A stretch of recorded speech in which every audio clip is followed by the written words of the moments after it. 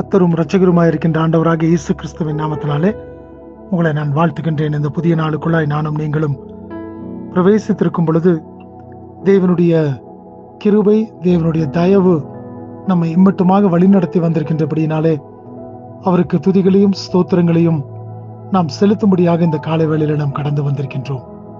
இந்த புதிய நாளுக்குள்ளாய் நானும் நீங்களும் பிரவேசித்திருக்கும் பொழுது கர்த்தர் எவ்வளவு நல்லவர் என்பதை நானும் நீங்களும் அறிந்து கொண்டவர்களாக இந்த நாளுக்குள்ளாய் நாம் பிரவேசித்திருக்கிறோம். நிச்சயமாய் அவருடைய கிருபை, அவருடைய தயவு, அவருடைய இரக்கம் தானே நம்மை இம்மட்டுமாக வழிநடத்தி வந்திருக்கின்றது. நாம் தாயின் வயிற்றிலே தோன்றின நாள் முதற்கொண்டு இம்மட்டுமாக நம்மை கர்த்தருடைய தயவு தானே நம் மீது காணப்பட்டபடியினாலே இம்மட்டுமாய் நானும் நீங்களும் கடந்து வரும்படியாக தேவன் நமக்கு உதவி செய்திருக்கின்றார்.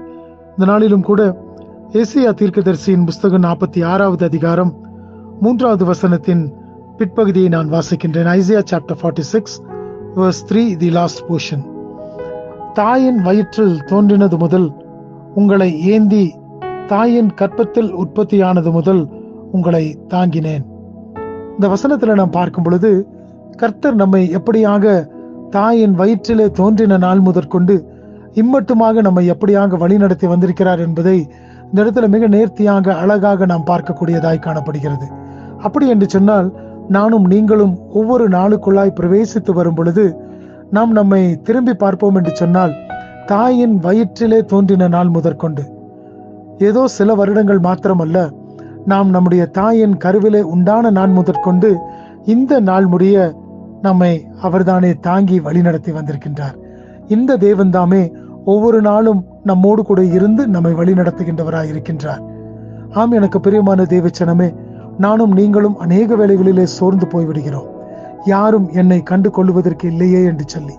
ஆனால் இந்த வசனத்துல பார்க்கிற விதமாக நம் தேவன் தாமே ஆதி முதற்கொண்டு இந்த நாள் வரை நம்மோடு கூட இருந்து நம்மை தாங்கி வழி நடத்தி நமக்கு வேண்டிய எல்லா கிருபைகளையும் ஒத்தாசைகளையும் செய்து அவர் நம்மை வழி நடத்தி வந்திருக்கின்றார். ஆகினால் தானே ஒவ்வொரு நாளின் காலை வேளையிலும் வரும்பொழுதும் கூட அவரை நாம் நினைவு கூறுகிறோம். ஏன் நினைவு கூறுகிறோம்? கர்த்தர் நமக்கு மறுபடியும் கூட ஒரு புதிய நாளை தந்திருக்கிறார் என்று சொல்லி.